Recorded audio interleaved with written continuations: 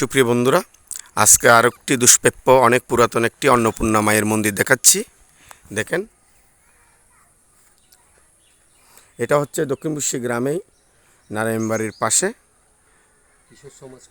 এবং এর পাশে কিশোর সমাজ কল্যাণ পাঠাগার এখনও ভঙ্গন অবস্থায় আছে। যেহেতু এই পাঠাগারের দায়িত্বে মনে হয় তেমন ভালো বা দক্ষ মানুষ পড়ে নাই, যার কারণে এই পাঠাগারটি এরকম অবস্থায় ভঙ্গন অবস্থায় বা পরিত্যক্ত অবস্থায় রয়ে গেছে।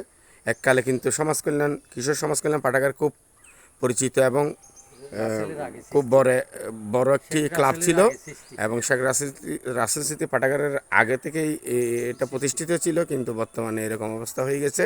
যাই হোক, মনে হয় দায়িত্বরত লোক অভিজ্ঞ পড়ে নাই, ওই জন্য এরকম অবস্থা। এর পাশে একটি অন্নপূর্ণা মায়ের মন্দির। আমরা ছোটোকাল থেকেই দেখতাম, এখানে প্রাথমিক বিদ্যালয়ে যাওয়ার পথেই তখন দেখছিলাম। এটা অনেক পুরাতন একটা।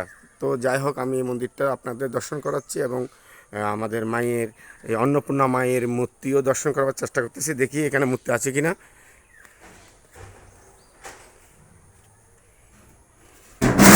হ্যাঁ, আছে। এখানে অন্নপূর্ণা মায়ের মূর্তিও দেখা যাচ্ছে। এটা আমাদের মায়ের অন্নপূর্ণা মা।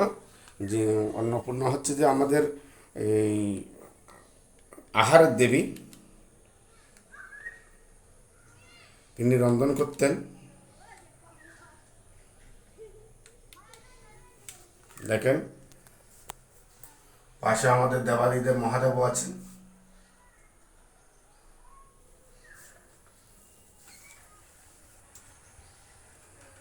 জয় মা অন্নপূর্ণা দেবী, জয় দেবাদিদেব মহাদেব।